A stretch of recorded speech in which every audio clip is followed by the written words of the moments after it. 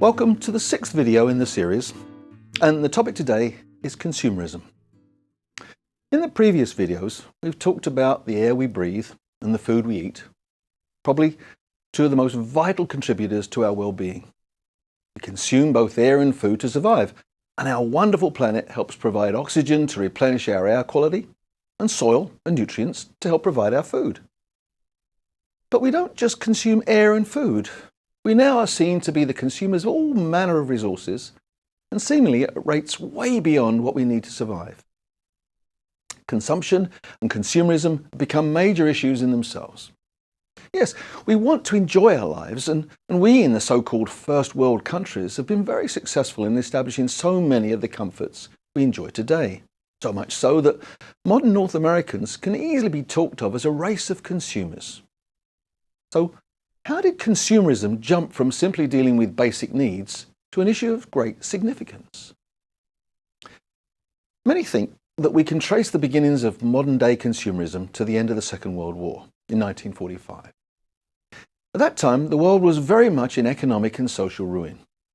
But there was a sense of relief, even optimism, and a desire never to go back to war again.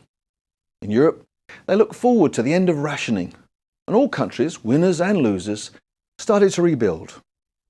North America had been involved with the war in Europe and in Asia, but without the infrastructural damage at home. North America was perhaps coming into its heyday, young, resource-rich, and physically undamaged, apart from the tragic loss of military lives. There was a great optimism.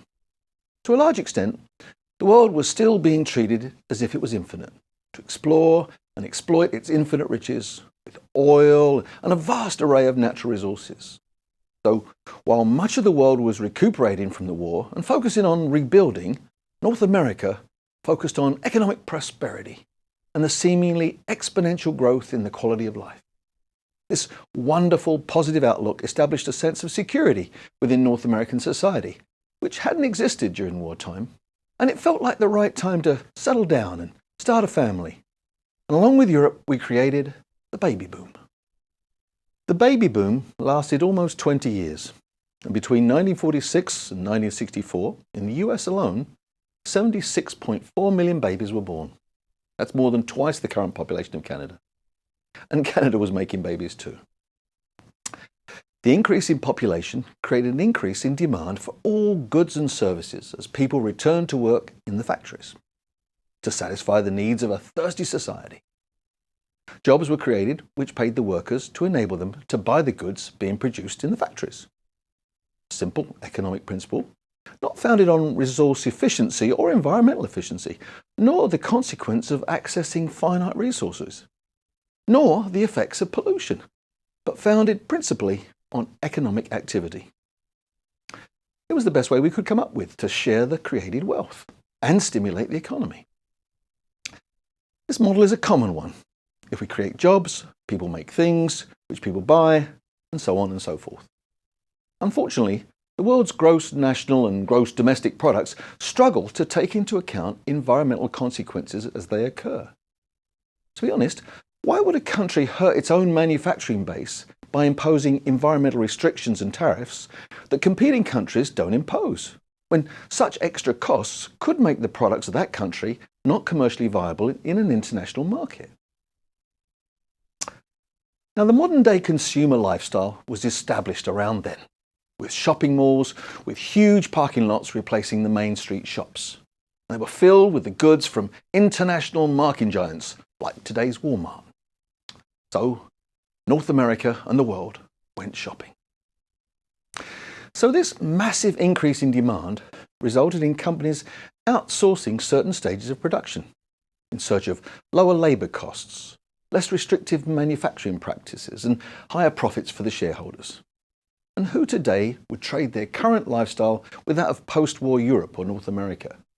No one would want to give up the comfortable benefits, and no one would like to limit our creative potential. But there seems to be a great deal of environmental and resource evidence that we can't keep doing what we've been doing in the way in which we've been doing it. So let's see how we can keep having fun and enjoy the best of our lifestyles, but get smart about how we go about it. In a way, the combination of outsourcing technological growth and growth in consumer spending could be seen as a perfect storm for globalization and consequential environmental concerns. Just as billions of people in China and other parts of Asia aspire to the lifestyles perceived in North America, there are many others on the planet who seem to be poorer and poorer as the population of the planet soars beyond the 7 billion of 2012. Today's industrial wealth-creating activities reflect our values and our desires, and they'll continue to do so. But the implications are worrying. It's reasonably easy today to think about food, air and water in a cyclic way, matching supply with demand, though in too many cases we don't seem to be doing very well at it. But there are a number of people and organisations trying to help guide us to get a better perspective on our consumption. Take a strange example. When somebody goes swimming in a pool, we could say they're using a lot of water, but not the same way that we are using up and throwing away valuable materials or irreversibly polluting some of our natural aquifers. So today, the word consume implies that there is a level of measurable degradation related to our motivations, needs and wants. And from a sociological standpoint, consumption, and by implication using up, is now a large part of our lives. And to help put that in perspective, let's take a look at a simple everyday example of our consumption, the toothbrush. Oral hygiene is an important indicator of our health, our social acceptability, and as a consequence, we're encouraged to visit our dentists every 6 months and to change our toothbrushes every 3 or 4 months. Our dentists often give us a new one when we visit. Now, the design of the basic toothbrush hasn't changed much in almost 200 years, though today we use plastic for the handles and the bristles. Over time and use, the bristles on modern toothbrushes bend over due to what's termed as creep, and so we have to replace them. We could hygienically clean them, but the bristles would still be bent, so we buy a new toothbrush. The handles of the brushes we throw away are still good, but we have to buy completely new toothbrushes with their stylistically shaped multiple plastics handles that are not recyclable in that form. But it's just a toothbrush.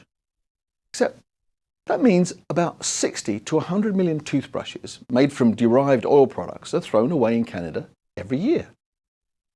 That's around 10 billion in the world every year. On top of that, we also have toothbrushes with motors built in and heads that rotate.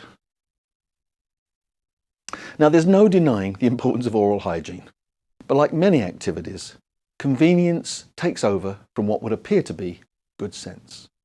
For so many activities, we found ways to add technology to make things a little bit easier, a bit more convenient. And such economic activity is seen as good as we raise our GDP. Not content with just adding advanced technology to primary technology, we also buy things in multiples. Like the pot of yellow pencils found on every secretary's desk. How many pencils do we need? We'll leave you to think about other examples of added convenience and some of the accumulative, wasteful implications of them. As consumers, we're very good at throwing stuff away.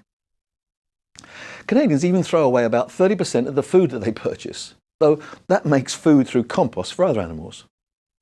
Many other products that we throw away offer more conspicuous waste by their accumulative results. So we need to ask, do we really need a motorized version or the same substance in an aerosol? Do we need the very latest computer tablet or the slimmest laptop or phone or fashion or new this or that? Or is technological change and our growing sloth unstoppable? Joseph Bourrier has said that consuming has become our lifestyle, which has now turned into what he terms the ideal of conformity. This conformity helps to maintain the structure of our society, but also drives us to consume on a regular basis in order to keep up with society's patterns of desire and need. This is perhaps best exemplified through the constant upgrading of communication and entertainment technology and fashion trends. Because of this, lifestyle and consumption become a major source of fulfillment. It's become common to associate objects, services and material goods with social status and personal prosperity, which in turn helps to fuel our economy. Consumerism has become deeply rooted in society. It's part of our daily lives and interwoven into the way we perceive our life experience. We could then define modern consumerism as society's unsustainable habit of exploiting and degrading global resources in order to increase economic prosperity and maintain a lifestyle of excess. But the grass is not really greener everywhere or anywhere. The advantages of globalization catapulted North America into consuming the world's resources more rapidly than ever before. Not only are we consuming resources at a rapid rate, we're also consuming these resources from around the world. Oil from the Middle East, trees from the Amazon, minerals from Africa, labor from Asia, fish from the Pacific.